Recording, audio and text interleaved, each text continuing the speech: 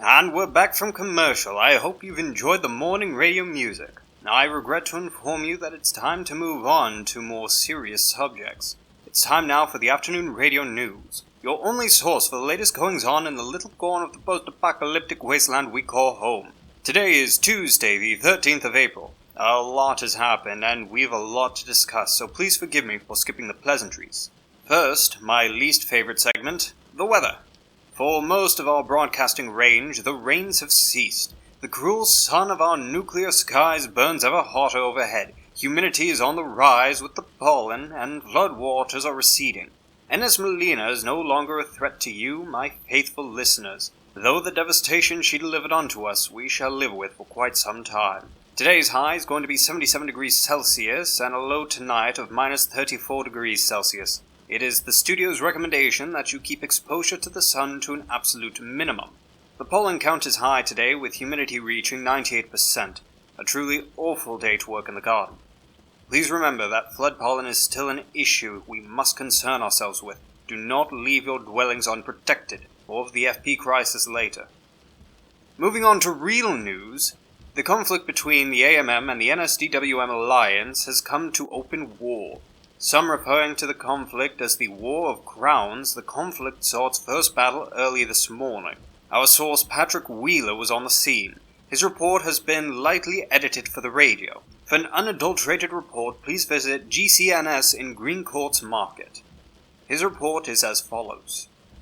Early on the morning of the 13th of April, an AMM patrol encountered a band of men and women from the WM militia accompanied by 4 NSD officers during field training exercises.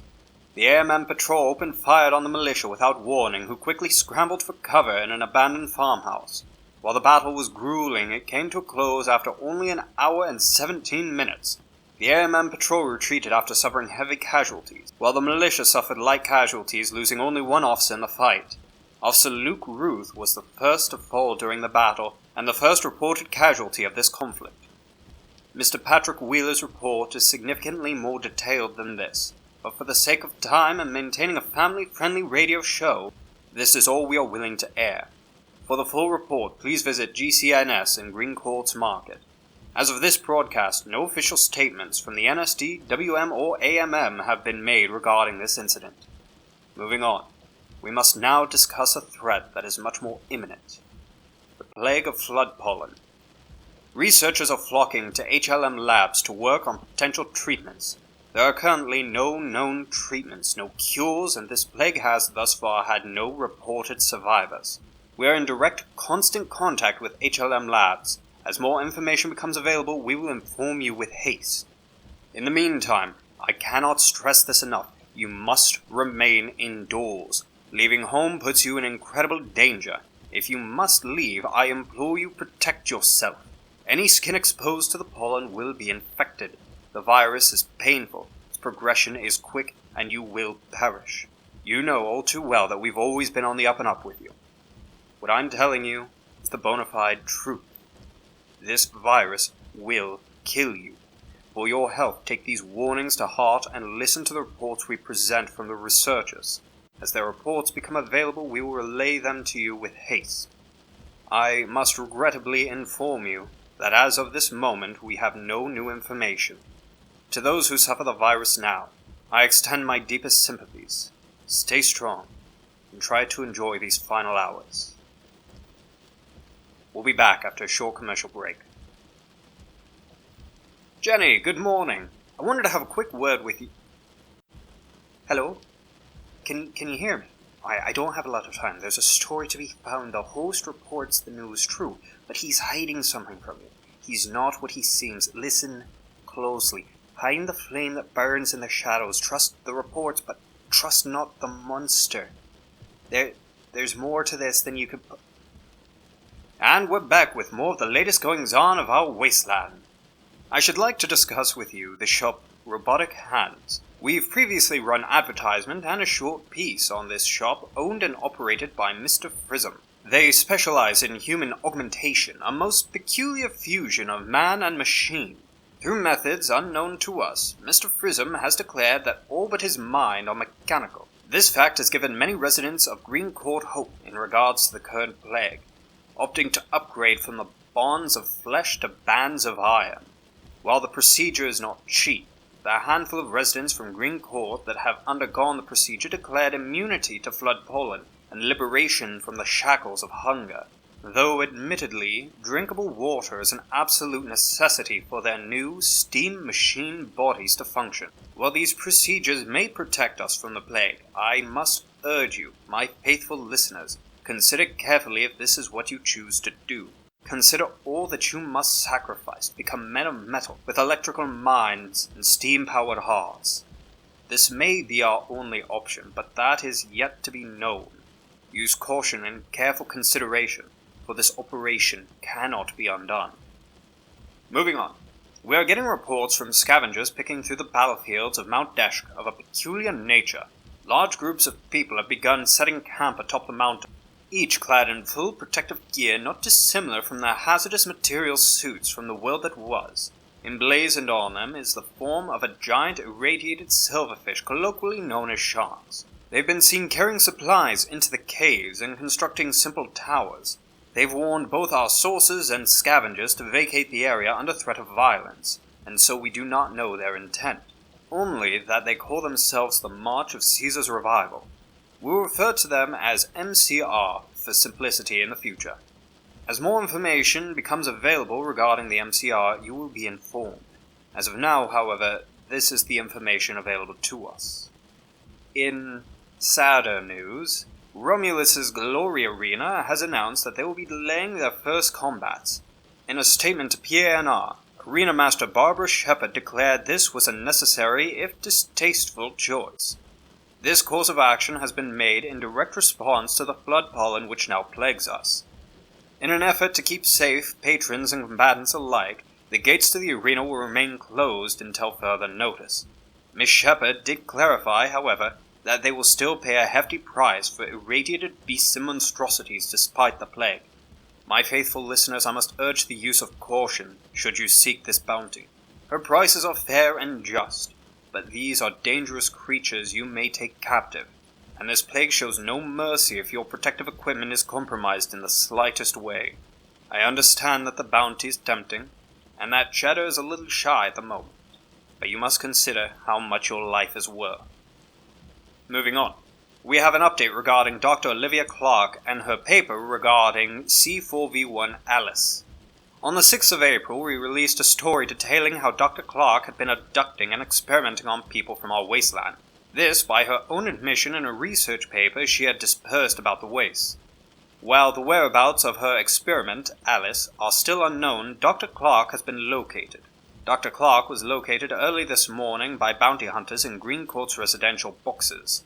Dr. Clark, it seems, had taken refuge with her brother, Cameron Clark. Mr. Clark was aware of Dr. Clark's actions by our previous broadcast, and has been cooperative with authorities and helpful to the arresting hunters. It is unclear if his motivations were for that of justice or for a cut of the reward. Further details are presently unavailable. In a statement to P.A.N.R, Green Court investigator Cynthia Bew informed our sources that they could not comment on an ongoing investigation, but that Dr. Clark should be kept safely in their custody. As more details become available regarding this case, we will endeavor to keep you informed. However, it is at this point I wish to remind you, my faithful listeners, that her experiment, Alice, yet wanders the wasteland. It is uniquely designed to survive these apocalyptic conditions, and its intent is unknown. Furthermore, we do not know how Alice should react to flood pollen. It may yet not affect her, or it may kill her. Please be on the lookout, and be aware that this wasteland holds no end of dreadful things. On a lighter subject, we have received your letters. It was a terribly dreadful moment for many among you when I announced some of our recurring segments would be put on hold until further notice. In response to popular harassment, we've decided to restore all suspended segments, which means it's time now for Miss Bean's box. As of late, Miss Beans has been restricted in her movements, as the outside world is far too dangerous, and she is far too well experienced in the art of escape. Miss Beans has been restricted to a single room. She has made it abundantly clear that this decision displeases her. From endlessly howling at the door to angrily staring at us, to short-lived hunger strikes, she's made every effort to communicate that this lockdown must end. However, for the safety of all staff, she must remain. For while flood pollen does not affect her, she can very easily spread it to us within the studio. It is a fact I truly wish I could communicate with her. However, as I cannot, she will continue to protest until the plague reaches an end. That's going to finish off Miss Bean's box for today. We'll continue to update you daily as to her well-being. Up next, let's talk survival. More accurately, let's talk survival cooking. More specifically, let's talk quality survival culinary. Most of us haven't had a decent meal since the world ended, living off the scraps of the world that was, or risking contaminated meat hunted from our new furry friends. Often bland or bitter, these meals leave us wanting. However, thanks to a kind soul traveling the waste, I know a few things you can do to better your meals. I must ask, do you recall cream? Heavy cream to be specific. It did wonders in the kitchen. From sauces to gravies to soups to your coffee, it was a staple in every refrigerator. Ever since the incident, this nectar has been lost to us, for its dreadfully short shelf life has made it impossible to salvage any usable bits of cream. Nowhere can one find a carton that is not rotten and half turned to irradiated cheese. Yet thanks to the bold nature of an adventuresome food seeker, I now know of an alternative. Through the wasteland there is a thin, flowering shrub. It holds no leaves but is covered in thorns and has terrifying roots which spring from the ground not unlike swamp trees. This shrub boasts a number of flowers that are a dull gray with black specks. You'll find them very near the surface of the shrub, just behind the external layer of thorns. Be incredibly careful, however, for this flower, when blooming, is dreadfully poisonous. I have taken to calling these shrubs minor thorns. It would seem that, when injured, the minor thorn shrub will excrete a thick white substance to repair the damage and protect the plant, not unlike the sap of many plants from the world that was.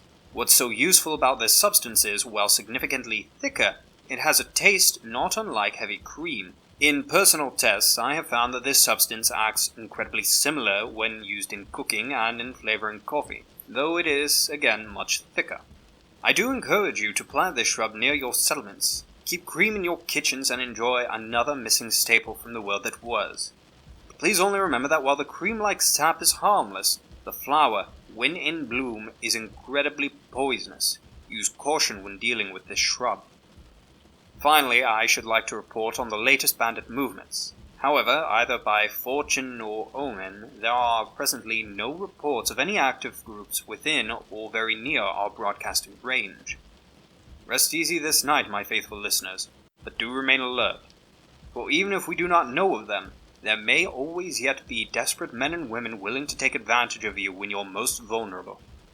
Unfortunately, that's all the time we have for today's afternoon news. But before I go, I should like to leave you with the afternoon puzzler. Did you discover the answer to our previous query? The question was, how do you befriend a squirrel? The answer, act like a nut. Congratulations to any who got that one. Today's question is, how does a German baker greet his customers? Think about it, and tune in tomorrow for the answer. Thank you once again for tuning in, my faithful listeners. Please stay tuned for the evening radio music. Until then, if you're truly out there listening, good luck. And we're clear. Nicely done, team. Except you. What was that face you were giving me during commercial? What do you mean we went off the air? Was the whole second half of the broadcast lost? Alright, well that's good. Get maintenance up and see what the issue is. We can't go down in the middle of a broadcast, especially not in the middle of a commercial. Jenny, I need a favor. Please go down to accounting. Tell them we need to refund Valet and Grift for their respective advertisements that were scheduled to air today.